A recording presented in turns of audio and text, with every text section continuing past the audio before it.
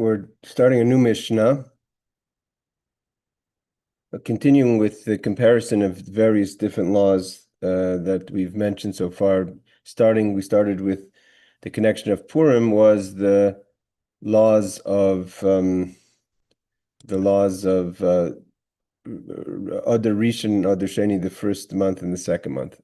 Okay, so now we're continuing. The Mishnah is continuing with comparing a variety of other halachas. Hold on.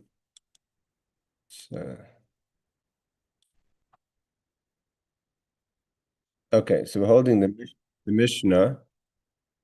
The Mishnah says like this. In the background, there's a concept called, we learned about it in verses we learned in the past few months. We're talking about the laws of the high priest, Hey Aaron Haizi. So we have like this. We have what's called a Kohen Mashuach and a Kohen Marbe Begodim. What are we talking about? We're talking about the high priest. So in the time Moshe Rabbeinu, in the times of the desert, like we learned, Moshe Rabbeinu, one of the things that he made was the Shemen HaMishcha, the special oil that was called the anointing oil. It was never made again. It's not allowed to be made by commoners, but it was never made after Moshe Rabbeinu, and it was kept until the days of Yeshayahu, the king, the final righteous king of the house of David. His descendants, sons and grandsons, were the final four kings of house of David, and that led to the last 24 years after he was killed by the Pharaoh Paro Neche, and started already the cycle of Babylonia and Nebuchadnezzar, and it led to the destruction of the first temple. But in his life, he buried some things. One of the things he buried was, of course, the ark. The ark was buried before the destruction. It was never captured. So all those ideas that the ark was captured is not true. It was buried in the times of Yeshayahu in a special that was built by King Solomon. When King Solomon built the temple, he built the field, or hey Bruce and Julie, King Solomon built the temple with locations that were open and hidden. And in his hidden location, he built a place for the ark to be hidden before the destruction. In that, he also hid the staff of Aaron, which we learn about in Parshas Korach, and he also hid the Shemen HaMishcha. Means from the times of Yeshayahu forward, there was no more anointing oil. So how did someone become a high priest? One of the things you have to do is anoint the high priest. So when they put on the begadim, when they put on the clothing of the high priest, then they became the high priest. Means then they kicked in their position. So now we want to know, is there a difference between a high priest, hey Shuki, that was anointed by the Shemen HaMishcha, by the special oil that was made by Moshe, and the ones that were from the end of the first temple, the last 24 years, and through the second temple? They didn't have it again in the second temple. There was no more anointing oil. Again, incidentally, that was the same oil that was used to anoint the house of David. So he says, Ein bein koyin mashuach, and it's going to come back with the Mashiach. Ein bein koyin mashuach b'shemen hamishcha l'merube begodim ele par haba kol mitzvah. So the Mishnah says there's no difference between a high priest that was anointed with the special anointing oil that was from Moshe's times, again buried in the time of the king Yeshayahu, or any the high priest going forward that became high priest because there was no anointing oil by putting on the clothing. So it's called a meruba begadim. Once you put on the garments of the high priest, so now you become the high priest, but you don't have the oil to anoint. Recording in progress. So what's the difference?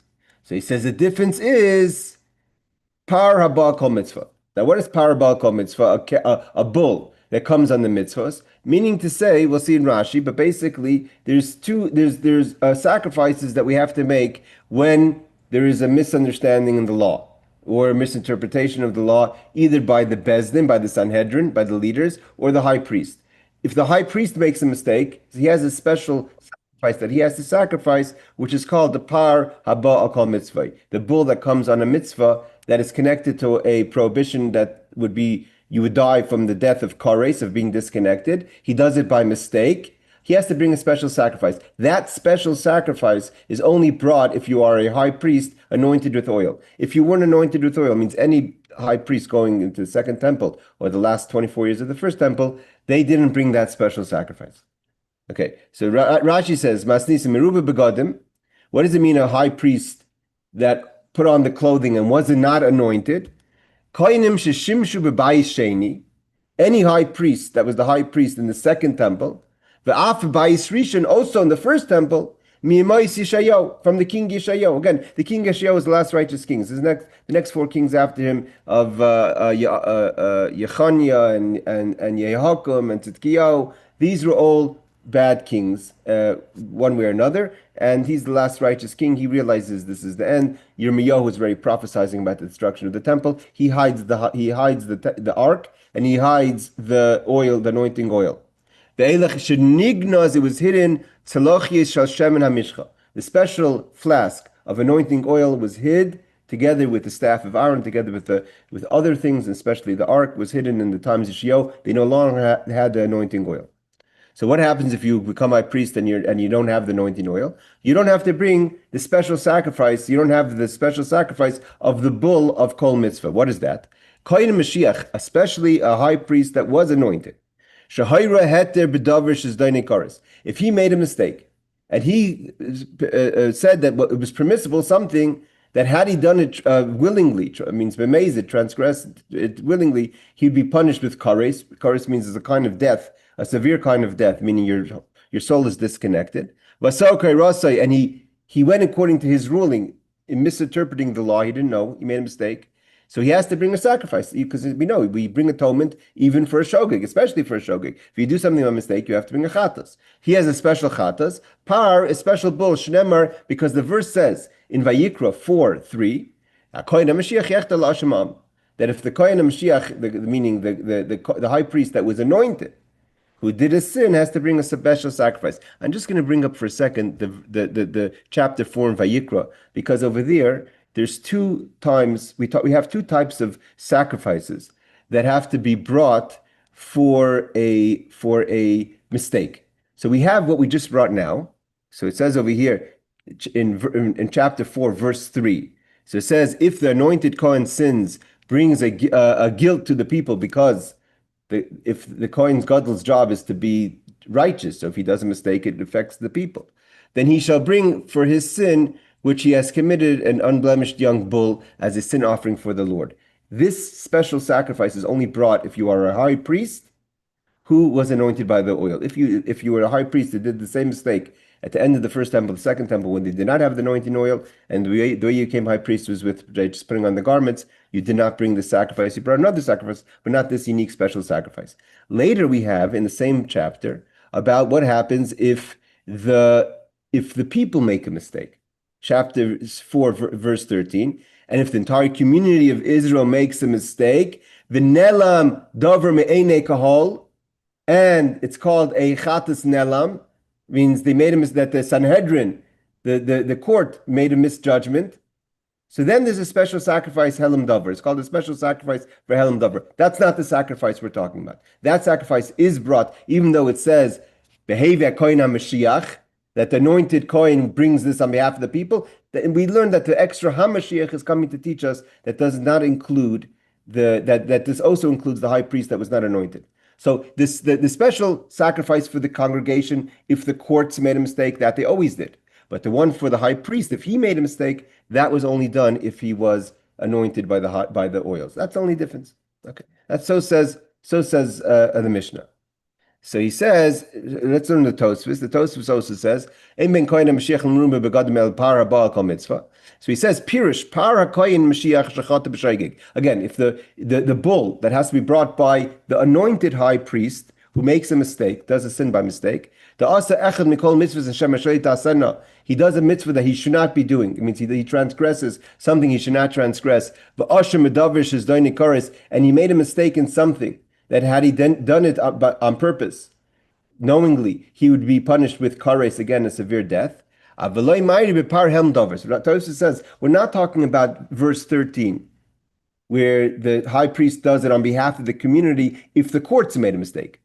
The tzibur, that's the communal sacrifice. The chsiv bei hakohen HaMashiach also says, the Kohen who was anointed, skip the parentheses, the marvina mitaras kohenim, ba'afilu kohen hedet yochel havi v'kosh kemeru begadim. Why? Because this can be brought by any priest, even a Kohen Hedyet, even a regular priest could bring it. So surely the high priest who's wearing the 8 garments, again, what's the difference between a regular priest and a high priest? A high priest wears 8 garments, a regular priest wore 4 garments. The high priest brings this sacrifice even if he was not anointed. That's what Tosfos is coming to teach us, that the second part in chapter 4, verse 13, that talks about another special sacrifice when there's a mistake, that is brought by the high priest who's not anointed, which happened in the times of the Second Temple. Let's see what Rabbi Steinsaltz has to tell us. He says, when anointing oil was available until the time of King Yoshea, who sequestered it together with the Ark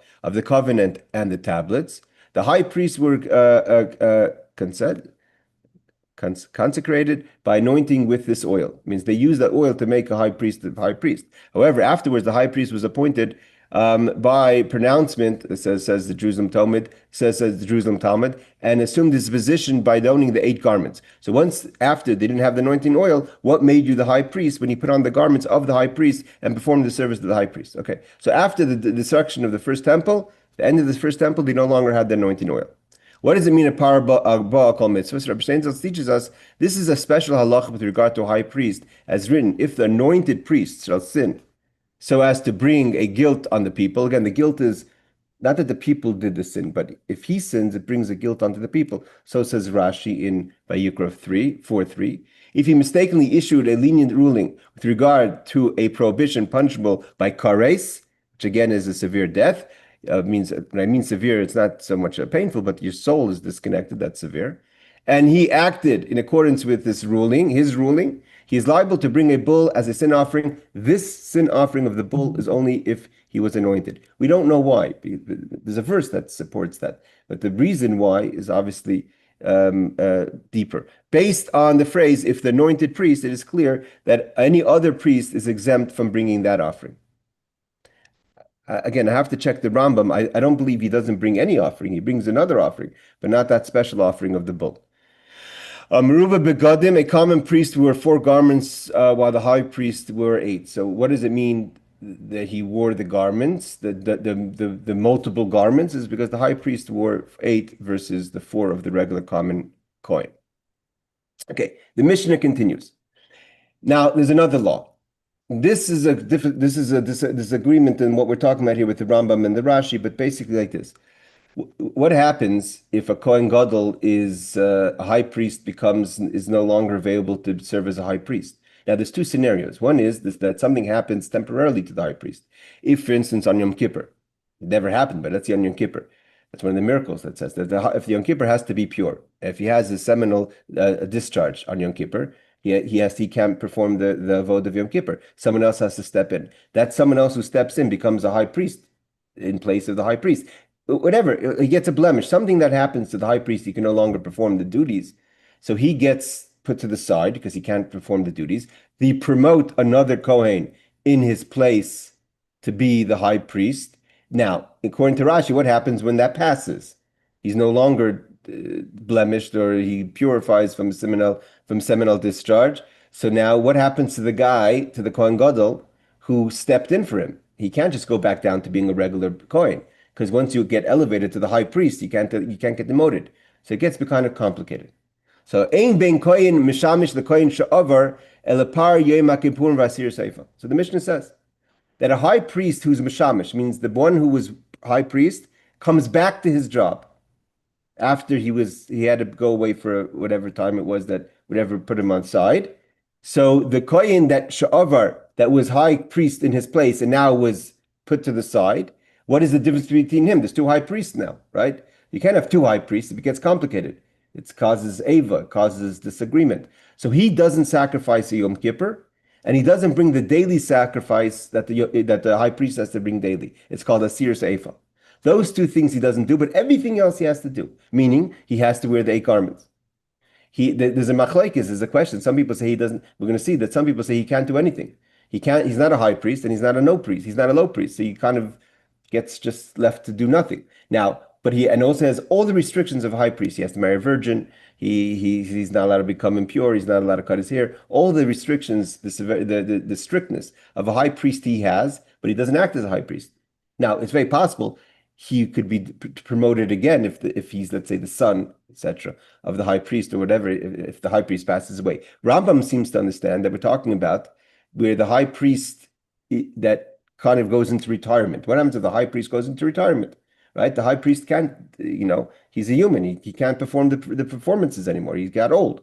So then he's considered the one that gets pushed to the side, and the one that's mishamish, the one that is in his place. So there's two high priests: the one that was high priest and had to retire, and then the present high priest. But the others say that we can't be talking about that because obviously he can't sacrifice. He's not functioning anymore as high priest. So that's why there's a little complication. But the Rambam seems to understand we're talking about a retired high priest. But the common understanding is we're talking about a high priest that had to just be put to the side for something temporary, and he came back to his job. What about the person who filled his spot for that little time?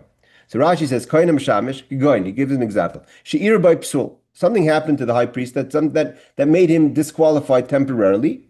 Uminu acher tachtav. We appointed someone in his place. V'avur psulei. Now whatever disqualified him is gone. Let's say he had something temporary.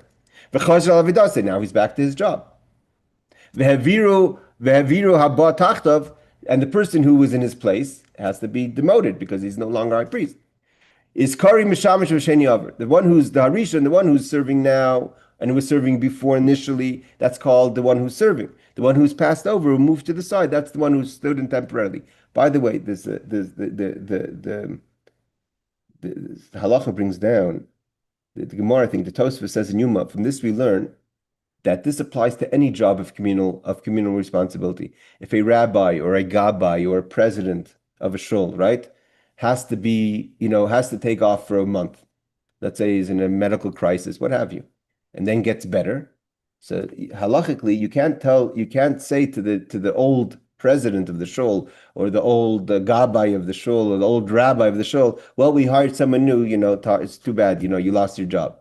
Once they become better, once they become qualified again, you have to put them back in their old job. So the Tosfos and Yuma says this applies to any communal job, not just the high priest. But what is the difference? Par Yom Kippurim, she'ef shel havi shnayim. You can't bring two sacrifices for the Yom Kippur, which is the special bull that's brought for the high priest. Only one brings it. That's the one who's acting. Means the one who was initially, according to Rashi, goes back to his job. The special sacrifice, that daily sacrifice that the high priest brings upon him on behalf of himself, that has to be brought only by the high priest who's acting, not the one that was temporary now put back down. You can't bring two. Okay, we'll learn this Tosfos as well. So the Tosfos asks the question. Amai naked lekoyin sha'avar da'afilu b'yoyim she'ira by psul lekoyin hameshamish v'shimish zeh tachtav have chiluk zeh shapar ba min hameshamish af b'shem meshamish. He says, what happens in the case where, let's say, it's Yom Kippur, and the high priest is going to do the job, and then he has a seminal discharge, so he can't act as the high priest. But he had everything ready. He had all his sacrifices ready. So the one who steps in on his behalf sacrifices whatever he had ready. So he says, why don't we use that as a case? That even a kohen, even a high priest, that is acting as high priest, not that he was put back down after the person came back. Even now that he's acting, he uses the sacrifices of the one that was before him. He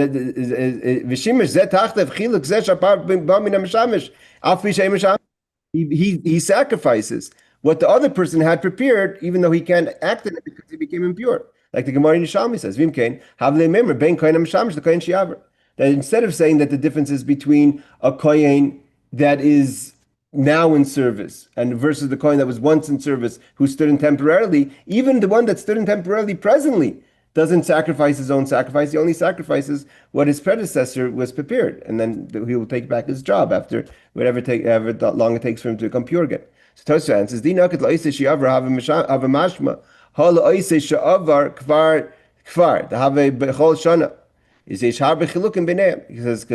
talking about the one, if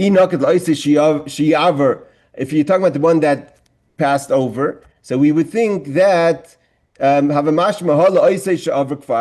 that was means if we're talking about only one that is the temporary Kohen Gadol, that he doesn't sacrifice his own sacrifice, he sacrifices what the one before him prepared, meaning to say that one which was that was a Kohen Gadol a while ago, not presently acting. The Havav B'chol Shani Yesh Harbe Chilukim in him. There's many differences. Mishum Hachi Naket Laisish Avar Lashmin in the Af B'Didei Like El Chilikzeh. That when we're talking about that, even this person who was passed over and is no longer Kohen Gadol because he was upgraded and then he was demoted when the guy got his job back. The only difference between him and the high priest is the Yom Kippur service and the daily sacrifices. Now we ask the question: Lamai de precious shapar have mi oisish ir by psul afgak shein mishamishim ken kasha maha damer say perk shvus asher loy v'loy mishal achi v'koinim v'adrab haylay loymer v'loy mi oisem shamish. Based on what we said, that we learn about the Yom Kippur sacrifice, that the Yom Kippur sacrifice has to come from the high priest's money himself. We should have taught even deeper that even the person who's acting as high priest, he doesn't use his own cow; he uses only the one that prepared it. Okay, so he says there are He says it never happened, or very rarely happened. Therefore, we find something that can happen every year. Meaning to say like this: that we want to bring a scenario that's something that's common. It's common for the high priest to have to pay for his own sacrifices, and not for the other priest to give him money. That every year could happen. Every year we have to tell the high priest, you have to pay for it. Whereas the case where someone steps in when you become impure, that's a rare scenario. We don't talk about that. Okay, that's just, I shouldn't have studied this Tosfos because it's not really important to the subject at hand. Okay, let's go further in the Gemara. Okay, but for a high priest, back to the initial Mishnah, if a high priest that's anointed and a high priest that puts on the clothing that doesn't have the oil, they both bring the sacrifices of Yom Kippur, and they both bring the daily sacrifices of the high priest that has special for the high priest. So the Gemara says, Masnisin Dloik Rameir. Our Mishnah does not go according to Rameir. Why not according to Rameir? What's Rameir say? The Rameir says, Meruba begadim mevi para ba kol mitzvahs. Rameir disagrees with the initial statement of the Mishnah. He holds that a high priest, even if you just put on the clothing, you weren't anointed by the oil, you still bring the special sacrifice, the bull, for the sin if you made a mistake in a severe sin of kares. Divrei Meir, he doesn't understand the verse to exclude or to only include one who was anointed by the oil. The Chachamim disagree with Rameir. This means the Chachamim would be our Mishnah, which say that a high priest that was not anointed would not bring the special sacrifice. My time with Rameir. The Tanya Mashiach ein li el Meshuach b'shem Mishkan. So he says, how do we know? So he says, because, let's just see the verse again. I think it doesn't say HaMashiach, but that's later it says HaMashiach. 3. HaMashiach, it does say it. So Rameir says, what's the reason? Because you would think it's talking about the anointed one. But the fact that it says HaMashiach, an extra hey, doesn't have to say the high priest HaMashiach that was anointed with the extra hay. The extra hay is coming to teach us that it includes, even if he wasn't anointed actually, but he just became high priest by appointment by putting on the garments. So the Gemara says, what do you mean it doesn't go that our mission doesn't go according to Rameir? Let's see the end of the mission. The mission says, the second part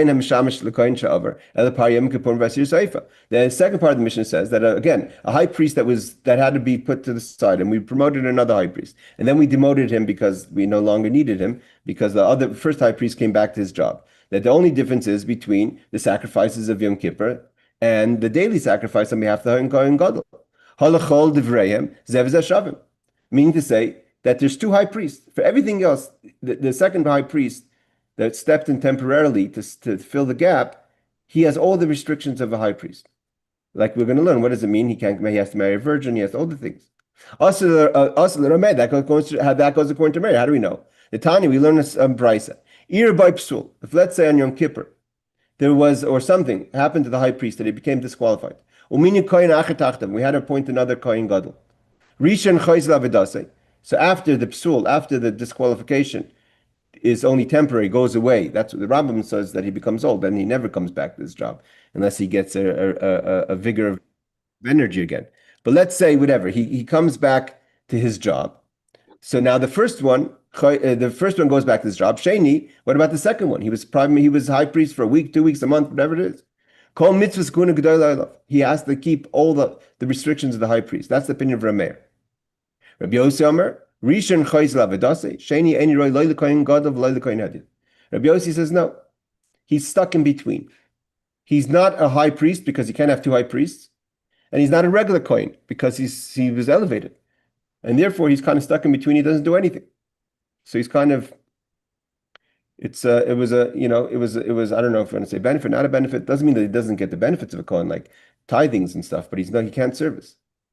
The Gemara says, "Halachol divrei mishaven, v'im bala haktir oil avid shum avodim mishamish b'shmayim begadim kohen she'aver ki kohen mishamish."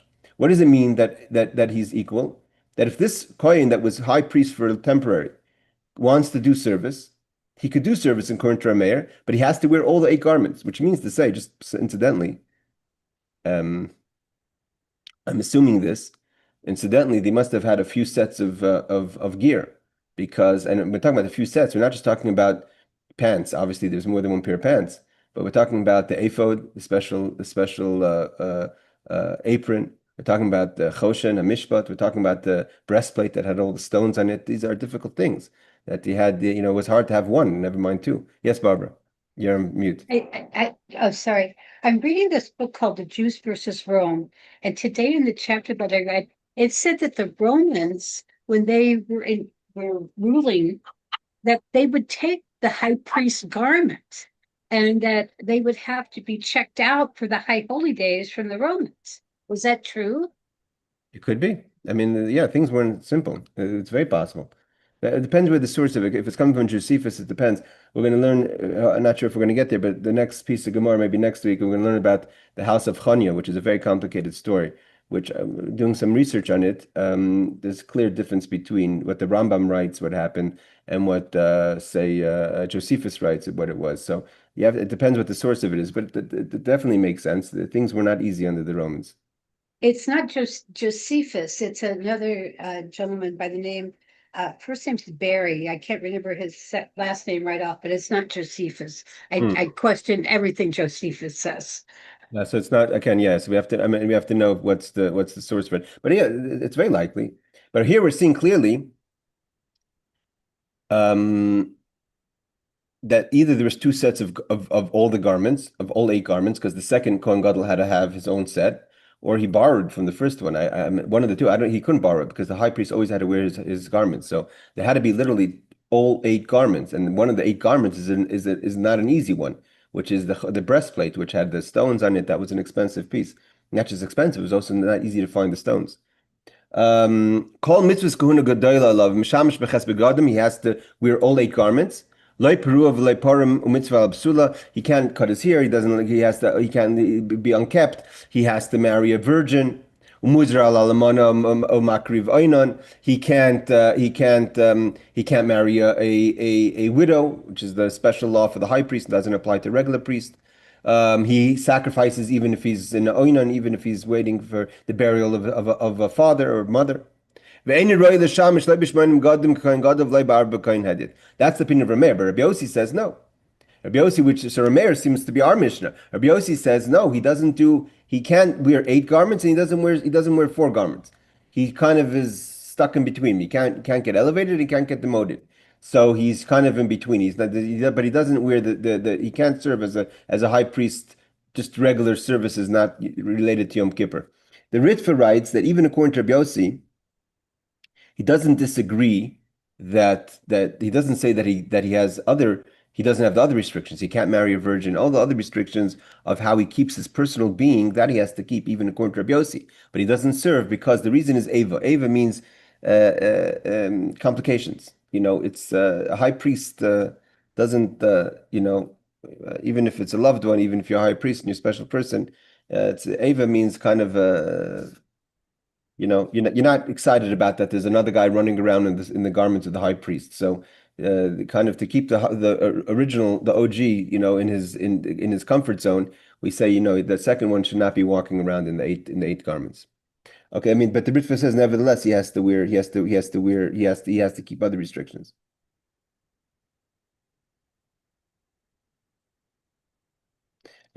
Tosus has a question. But when we're talking about this, one of the disqualifications of the high priest, let's say according to Rashi, was, let's say again, if Yom Kippur morning he wakes up and he had a discharge of a semen discharge and he can't do the service. One of the things we say in the Pirkei Avot, that never happened. It never happened. It was a miracle that never happened to the high priest. So the Tosfos says that it could be it never happened in the first temple, but in the second temple it could be it did happen. That's just a side note. Okay, the Reb Steinzat says like this: the sanctity and the status and all the prohibitions of the high priest continue to apply to the former high priest, again, the one that just came up temporarily.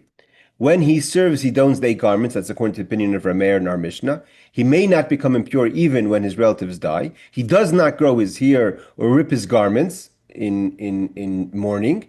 When he is mourning, he sacrifices offerings during his period of acute mourning. That's that even if he's an onan, he still sacrifices. It is prohibited for him to marry a widow. He is required to marry a virgin. And one who killed another unwittingly returns home from the city of refuge upon his death. Okay, that's an extra addition that he adds, meaning to say, we know that the laws of city of refuge that we're going to learn about in this week's parshas is that if you kill someone, you have to stay in the city of refuge until the high priest dies. If the one who passes away is the temporary one, the one that stood up, if he also will let people out of the city of refuge, that's good to know. Okay, he says over there, Kohen Gadol Rabbi Yossi says no. He can't be anything. He's in between. This is explicit in the Jerusalem Talmud Si or halacha with regard to the opinion of the Rambam. Even according to Rabbi Yossi, the replacement priest is not fundamentally unfit to be high priest. It is merely to prevent animosity, which is Eva, animosity, and competition that the two high priests cannot serve simultaneously. Although the sanctity and the status of the second priest is that of a high priest, he does not serve. He does not serve as a high priest, but he doesn't. He still has the sanctity. The Ramban Nachmanides writes that when the first priest dies, the priest who's temporarily replaced him takes a precedence in the choosing of this successor. So again, this is one thing. Like I said before, the Ramban says that if the first high priest passes away, the one who stood in temporarily is the first choice to be a high priest unless there's a reason that he's not qualified. Okay, what does it mean if the high priest is rendered temporarily unfit and another priest is appointed in his stead for the Yom Kippur service? The high priest resumes his position after Yom Kippur, and his replacement is relieved of his duty. Nevertheless, all the mitzvahs of the high priest remain incumbent upon the temporary replacement, although he does not perform the service of the high priest. If he does perform the service of the high priest, the service is valid. Okay, that's important to know. In accordance with the opinion of Rabbi Yossi. So basically, the Rambam paskins like Rabbi Yossi, as halacha is in accordance with his opinion in the Tractate of Yuma. So, by the way, of the argument, the opinion is of Rabbi Yossi that he doesn't serve. Because according to Rameir, he could serve. He just can't serve on Yom Kippur, and he can't serve the daily sacrifice for the high priest. Otherwise, he serves as a high priest. Basically, Rabbi Yossi's saying is that animosity, Eva, is kind of, you don't want two high priests. You don't want two people walking around with the garments. It's confusing. Rabbi Yossi says this: Ma'aseh Rabbi Yossi ben Elam. There was a person once called Yosef ben Elam in the city. He's from the city of Tzipori. She'era by Psul b'Kohen Gadol. A high priest became disqualified. Uminu tachtav, he became appointed after him. Others say that the one that was demoted or became disqualified was his father. And the rabbis had to give a ruling. After the disqualification, the first one goes back to his job. And the rabbis ruled according to Rabbi Yossi, that is, that the one that was the temporary is not a regular Kohen, not a high priest. He doesn't do any service. He can't be a service of 4 garments. He can't be a service of 8 garments. Therefore, he can't serve. You can't serve if you don't wear garments. And therefore, he has no service. Again, he has all the restrictions according to the Ritva. He has all the restrictions of the high priest. He definitely gets the benefits of the priest, means tithings and other things, but he can't serve in the temple. The incident was also related in Antiquities of the Jews by Josephus, mentions this story. When a disqualification repelled the high priest Matis, his relative Yosef ben Elam, relative others I saw he was a father, was appointed in his stead for 1 day. So he was a 1-day high priest, and then he can never serve again. Kohen Gadol mishum Eva, Kohen Gadol mishum. So why can't he be a high priest? What was the rabbi's concern? So to be another high priest, you can't have 2 because Eva, animosity. The first high priest is like, I don't want another high priest. And not a Kohen Gadol. Once he was already elevated to high priest, he can't just be a regular priest. Reisha Rabbanim Sefer Rameir. Therefore, we see that the first Rameir holds that he could sacrifice even the special sacrifice, and then our Mishnah holds like Rab Meir that says that that he could serve. So our Mishnah doesn't go according to Rab Meir in the first half, but goes according to Rab Meir in the second half. So the Gemara says yes. The first half of our Mishnah goes according to the rabbis, which says that the high priest that only puts on the garments and doesn't get anointed can't do the special sacrifice for a sin offering. But the second part of our Mishnah goes according to Rameh, which says that a demoted or the high priest that was the replacement high priest can serve as the high priest aside for two special services of the Yom Kippur and the daily sacrifice. Before we do the Tosfos, Amar Reb Chizda, he says, "In Reish Rabbanim v'Sefer Rameir, Rabbi Yosef Amar Rebbe he v'Nasiv Aliba de Tanoi." So the question is either we say that the Mishnah itself goes half according to Rameir, the first half according to the rabbis, the second half according to Rameir, or Rabbi Yosef says it's Rebbe. Rebbe, who's the one who authors the Mishnah, he chose to take the opinion of Rameir in the second half of the Mishnah and to take the opinion of the rabbis in the first half of the Mishnah.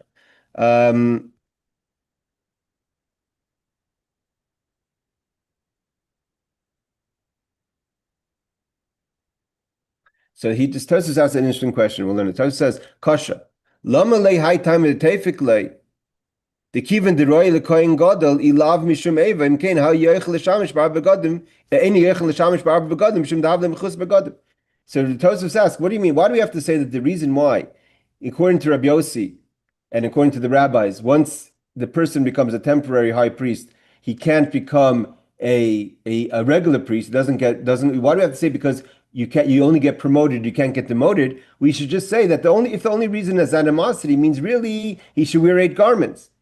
So if he's wearing 4 garments and he's lacking garments, and a high priest can't serve in 4 garments, it's only the animosity, which is like a technical problem. So Tosfos says no. Mishum high time makpidin kivin alpi bezdin who ilav time with the mailan. So the Tosfos answers no. That if the Bezdin says animosity, then Bezdin changes the law and says he could wear 4 garments. So why can't he wear 4 garments? Because it's a demotion and we don't demote someone, we only promote someone. Again, this is a rule in Torah in general, that we have Mailim Mekodesh V'lei Meridin. Once someone gets elevated, we don't demote it. The same thing applies to space. A synagogue can't become, you can't demote an ark to something basic. You can't demote things of high sanctity. Can't be demoted to a lower level of sanctity. Once something gets elevated, it can't go back down. You can't turn a synagogue into a regular home, because once it became a synagogue, it's a synagogue. And then in New York City, there's buildings. In other places, but I see it in Brooklyn. You see buildings that were once synagogues that are unfortunately not synagogues anymore. The other buildings. The question is, how did they sell them? There's all kind of laws of how you could sell a synagogue. You can't just sell a synagogue. You have to make conditions and all these kind of things. Why? Because once something gets elevated, you can't bring it down. If a high priest becomes a high priest, he can't become a regular priest. Rabbi he v'svara ali b'den afshei v'nasiv le ali b'tanoi merubim begodim savla krabanan v'koyin sha'aver savla krameir. So Rabbi is the one who decides, and he took half opinion he took of Rameir and half opinion he took of the rabbis. Okay, let's do the next Mishnah. Another case. This is a interesting Mishnah.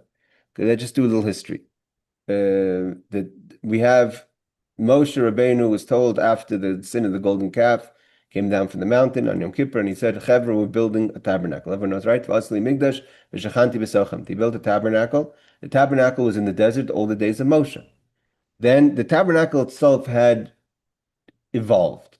Eventually, it ends up sitting 300 plus years in Shiloh. Everyone knows about Shiloh. That Shiloh was a special place for the tabernacle. After the tabernacle, there was times when the tabernacle itself was destroyed in Shiloh. After the war with the Philistines, then with the sons of Eli.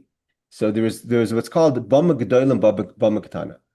Until Shlomo Melech built the temple, there was a thing called a private altar.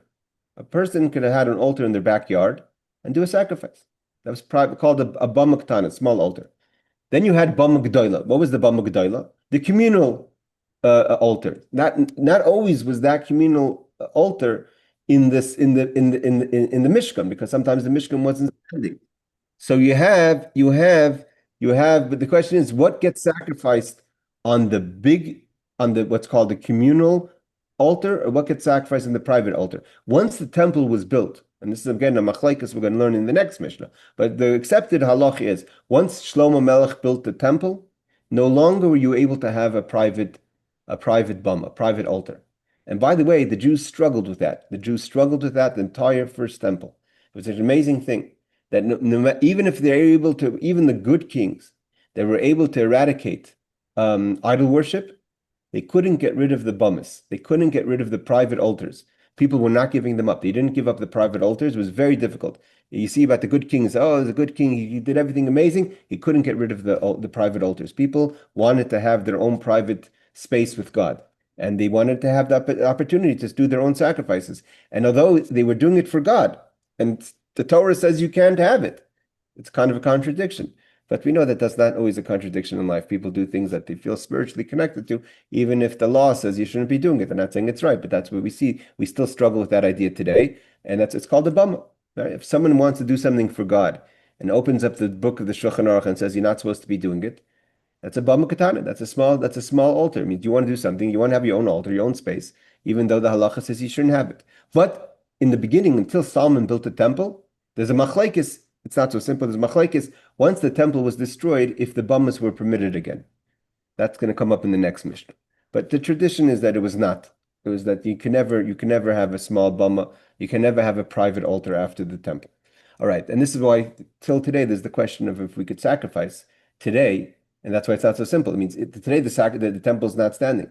But if someone goes on Temple Mount, and that's why these people every Passover, they catch the chevra that are trying to sneak on a goat into the Temple Mount. Because in theory, if you get to the Temple Mount, then you could slaughter it. I mean, Temple Mount is if you could find the place in the Mizbeach, it's not so simple that you can't. That's a discussion. But let's see it inside the Mishnah. Ein bein bamah gedolah lebamah katana. What's the difference between a large altar and a small altar? Again, this large altar, we're not talking about necessarily with the temple. Ela psachim, that only with regard to the paschal lamb. That the paschal lamb cannot be sacrificed on a small altar. It can only be done on the large altar. Zehaklan, now the Mishnah says this is the rule. Kol shehu nidar v'nidav karev v'bamah. Anything that was a vow or a donation could be sacrificed on a bamah, on a private altar. The kol she'eni loy nidav v'loy nidav any karev v'bamah. Whatever is not considered, it's not a vow or a private donation, doesn't go on the bamah. Okay, we'll have to get back to this statement because we're not still clear yet from the Mishnah what can be done and what cannot be done. Let's see Rashi. Rashi says, "Ein bein bamah, ein hefresh, b'shas heter bamah." When it was permitted to have a small altar. Again, that was definitely prohibited after the building of the temple. Shlomo Melech came in and said, "Leibasi ala menucha lanachla." Once God set up the temple in Jerusalem, means the whole 300 so years of the judges, there was private altars. We have clearly, right? Manoach, the father of Shimshon, does a sacrifice. So he didn't do it in Shiloh. So Shiloh didn't prohibit the small bamahs. But whenever you're allowed to do the small bamahs, bein bamah gedolah, I think so. To check again. Now I'm starting to question that. Ein hefresh b'shas heter bamahs bein bamah gedolah zeh mizbeach shel Moshe ba'oide b'noy v'givon. What is it considered a large altar? A large altar is when there was a large altar in Nov and Givon. These are two places that wasn't the official space of the Mishkan. Again, there was times that they only had an altar, or that whatever they had as a Mishkan was temporary. Shiloh was destroyed. Shiloh was, for some reason, I'm not sure, the Christian community, when they come to Israel, like our fantastic ambassador from the United States, Mike Huckabee, they're very into Shiloh. I'm not sure what the connection of Shiloh is, but Shiloh is something that till today we know where ancient Shiloh is. We're going to get there in a second. So the Bamah Gedolah was talking about they had Moshe's altar that was up in Nov and Givon. The Bamah Katana Misbech Shal Yachid. A Bamah Katana means a private altar. Shekol Yachid v'Yachid Oiseh Bamah Latzmi. Every person had their own altar in the backyard, and they would sacrifice. Again, the Jewish people, even after the Temple of Shlomo, they struggled with it. They couldn't get rid of the private altars. Some way or another, see, what was the problem? Some way or another, the Rebbe always speaks about this. When you go a little bit deviate from what you're supposed to be doing, even if you start off with righteous ideas, but if you're not listening to what you should be doing, that could trickle an effect that you end up sacrificing to idols. The Bamah Katana, even though they meant it for God, but it was something that they shouldn't be doing. If they shouldn't be doing it, eventually it led back to idol worship. Karav Bamah Katana, you could do a sacrifice on the small altar. Anything that's a donation, a vow, gets put on the small altar. Kol she'einu nider v'nidav, but if it's not a vow or a donation, bizvachim yalfa perk basra, the tractate Zvachim shows us how we know this law, that cannot be done on a private altar. Okay, the Gemara is going to explain what does it mean. Psachim v'sulai, the Gemara says only a paschal lamb is the only difference between that a paschal lamb has to be done on the big altar and cannot be done on the small altar. Ema ke'ein psachim means say anything like psachim. What does that mean? Rashi explains. V'haktani sefer kol she'ein nidav v'nidav ein karav v'bamah ktana v'ilu b'gdola hayu makriven karbanis tzibur t'midim u'masafim.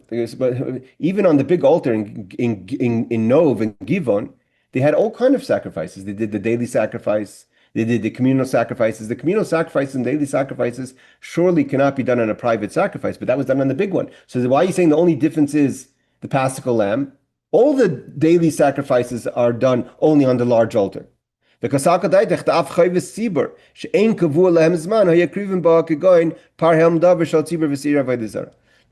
thinking of the Gemara was initially that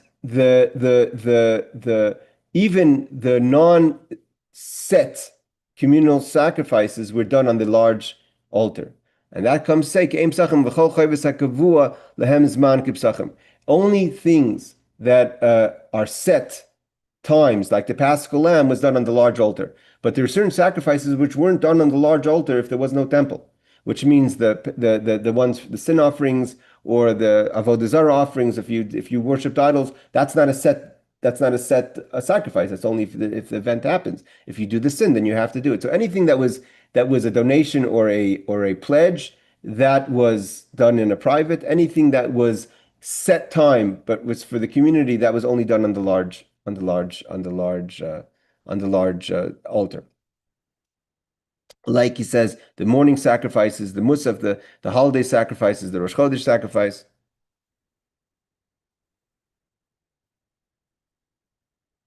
Okay. Mani, who's our Mishnah? Mishnah says Rab Shimon, it's the opinion of Rab Shimon. The Tanya, Rab Shimon says, Af tzibur lo yikrivu el psachim v'chayves shekvu lamzman. The community only sacrificed the paschal sacrifice, v'chayves, and the ones that were obligatory, that have a set time, like the morning sacrifice or the holiday sacrifice. Av'chayves she'ein kevu lamzman, hachav hachalekarv. Rab Shimon says, but if you have obligatory sacrifices, but it's not a set time, it's only if the event happens, like for instance, let's say the community serves avodah zarah. So that's not something, obviously, that there's no schedule for serving avodah zarah. So therefore, that didn't get sacrificed even on the large altar. Means there's basically, from this we learn, there's three statuses of sanctity. There's temple and tabernacle established. Then you did all the sacrifices. Then you had the private, only could do donations and vows. And then you had the altars, like in the time of Nov and Givon, that had a communal Moshe's altar, but didn't have the tabernacle. So then you only did the daily sacrifices, and you only did the obligatory sacrifices that have a set time, like the holidays and the new month. But a sacrifice that's obligatory and for the community, but it's not a set time. It's not something that we don't know. It's either if the event happens, that triggers the need for the sacrifice. That was not done in Bamah. Incidentally, we're going to learn later that when the Jewish people came back in the second temple, they also set up the Mizbeach before. Again, this is when you talk about. I don't know if Aaron, you were talking about it. Someone else was talking about the community of the Temple Mount Faithful, the ones that are trying to build up all the things for the temple. It's not so simple. These are difficult laws of can we sacrifice today? The Jews came back from the time of this first temple, after the destruction of the first temple, and before they built the second temple, they put up the Mizbeach. And we're going to learn later, they put up the Mizbeach and they put up kind of fencing or shades, curtains to set like boundaries, but they put up the Mizbeach before they put up the temple. many years, I think 25 years. 25 years before they put up the temple, they had the altar up again in the second time of the second temple before Ezra came, and they sacrificed. So therefore, based on that, those are the opinion that today also you could sacrifice on Temple Mount if you know where the Mizbeach is. And they knew where the Mizbeach was. They had, I don't know all the details. I'm not familiar with all the laws to know what the basis for people to think that they could sacrifice today, because I'm not sure how we would know where the Mizbeach is today. But maybe they do know. Maybe they're using the Yecheskel and the commentaries and the prophecies of Yecheskel maybe to figure exactly where the Mizbeach would be today. Because you have to know exactly where the Mizbeach is. You can't just go up on Temple Mount and slaughter a goat. Okay, so who is this opinion of? This opinion of Reb Shimon. So Reb Shimon basically says that there's a third qualification. There's temple, there's private altars when that was permitted, and then there's a public altar, not in the times, not with the temple, and then you don't do communal sacrifices that don't have a set time. So Rashi says like this: Mani masnisin. Who's our Mishnah? The Ketani Bamah Ketani Enkar Ba Shum Chayva. Bamah the Bamah Gdaina Lo Yadifa Minei El B'Chayva Sekvus Zman. Who's the opinion that holds that on a small altar, there's no obligatory sacrifices, only donations and vows. I mean, that's private. I made a donation, I made a vow, I have to bring a sacrifice. And a large one, the large altar only is the chayvais, the obligatory ones that have a set time. But ones that don't have a set time, like Helm Dover or Seir Avodah Zarah, that you didn't even sacrifice in Nov and Givon. There's a lot of discussion about Nov and Givon. Nov and Givon was a temporary place after, again, the Jewish people, the time of the judges is a difficult time, right? So the Jewish people come in. I believe we're going to learn that the first Shiloh is after 14 years. So the first 14 years, the Jewish people cross over Jericho with Joshua, and they conquer the land. The first 14 years, I think the tabernacle was somewhere around, let's say, Jericho. Then they put it into Shiloh. From Shiloh, it stayed until the time of Eli. In Eli was the last of the judges. He's the one who's the teacher and the one who kind of gave over his rule to Samuel the prophet. Samuel the prophet already is with David, right? Even though he's anointing David. But in that period of time between the end of Eli and David, the temple and the tabernacle was all temporary. So there's a lot of questions. The questions if they brought the first fruit. There's a lot of questions about what was the status of Nov and Givon. Okay. So it says Reb Shimon, it's the opinion of Reb Shimon. He says in the last tractate of Zvachim, Af tzibur lo hikriv v'bam gedola. El shum chayve el b'sachim v'chayve sakavu lahem zman. That according to Reb Shimon, you only did on a large altar that was without a temple or tabernacle, only the Paschal lamb and other obligatory daily sacrifices or holiday sacrifices that have a set time. Avachayvis, obligatory sacrifices, she'en kavul lamzman, that don't have a set time. Kigoin, what's an example? Par helam dover. If you have to bring a sacrifice for the community, if you made a mistake in the law, that's only if the event happens. Or Seir Avodah Zarah, or if you have to do a sacrifice for idol worship, again, that's only if the event happens. If they did not sacrifice it even on a large communal altar. But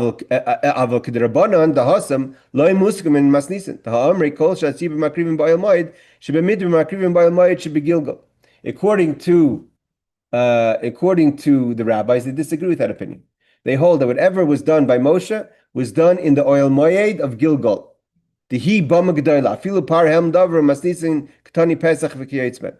That they also did the communal sacrifices, and that was considered also a big altar. I have to check about Gilgal if they had it when he says oil moed. Okay, definitely in Shiloh they did all the sacrifices. I don't think Reb Shimon argues about Shiloh. He's talking about Givon Novad. I don't think they had a tabernacle up then. I have to check on that. Okay, let's just finish the Tosas, and I'm going to show some pictures of Shiloh. Mani Masisin Rabbi He Reb Shimon He Damer Afti B'la Yikriv Nira the Givon the Makmin Masisin Reb Shimon Im Kein Sefer Nami Asik Avasei the Ktani Izak Klal Kol Hanidar Vanidav Karv Makasha. Okay, let me just see if this is something you want to learn.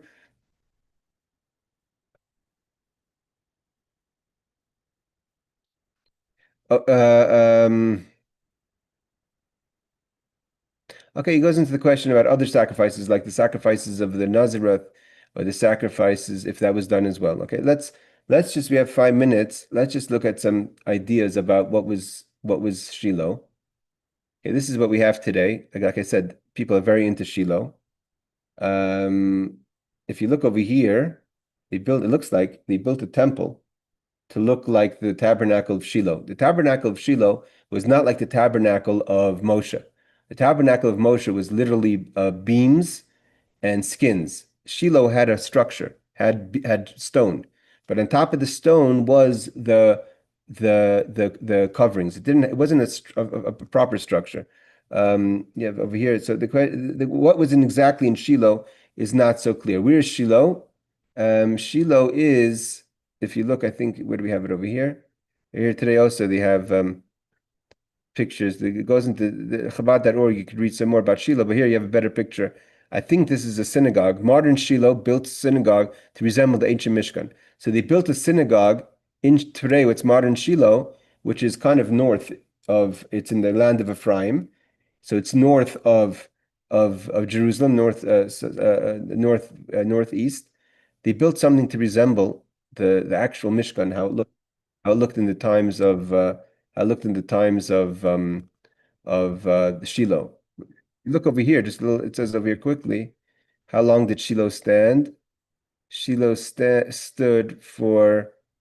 What many do not realize is that prior to the Temple of Jerusalem, a temple stood. He calls it a temple. It was called the Mishkan in Shiloh, in the ancient town of Samaria, for a full 369 years. So for 369 years, they had the Mishkan. Again, it was built in a structure. It had stones, but it had the coverings of the Mishkan. So it wasn't built like the temple.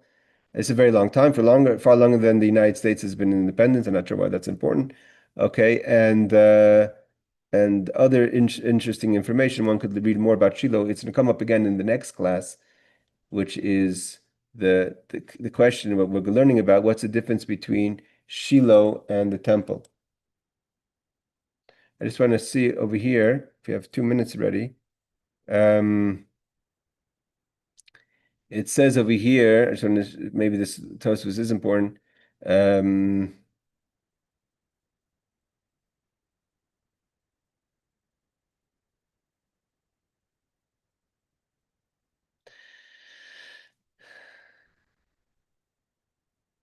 Okay. Now, basically, according to Reb Shimon, Tosfos says, according to Reb Shimon, the Nazareth did not bring his sacrifices on the small altar or the large altar. Again, that was also something that was not brought, even as though it was a donation, even though it's not a donation, it's a vow, because a person vows to become a Nazareth, but that was not brought in the even on the small altar or the large altar. And so therefore it's not mentioned because we're trying to talk about the differences between the small altar and the large altar. Okay, next week we're going to learn about Shiloh and Yerushalayim, but mainly we're going to go into the story of Chanya. Chanya is a very strange story. It's not clear. Again, I said Josephus tells the story a little differently, but the Rambam on the Mishnayos tells us the whole story. I printed it up. We could see the text. Basically, in a nutshell, during the times of Shimon the Righteous, which was the high priest in the beginning of the Second Temple, he's the one who confronts Alexander the Great.